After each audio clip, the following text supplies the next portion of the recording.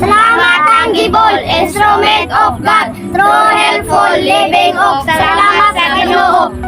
Cool. Salamat dahil sa gimong gi-share nga Bible verse sa amo o dawatan ning pinakanindot nga libro sa tibuok kalibutan. Gikan kini sa Tangible Instrument of God Through Healthy Living. Salamat kayo, Kol. Daghan kayong salamat.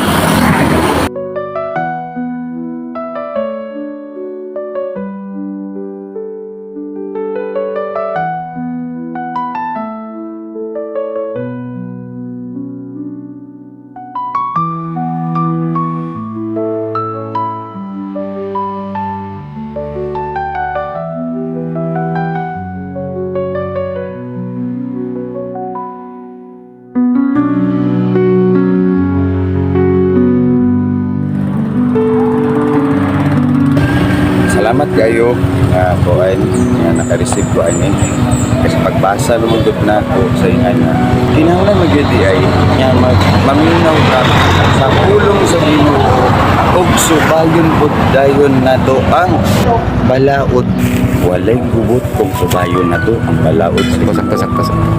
sa tinuod lang I support hallelujah. Amen. Thank you. God bless everyone.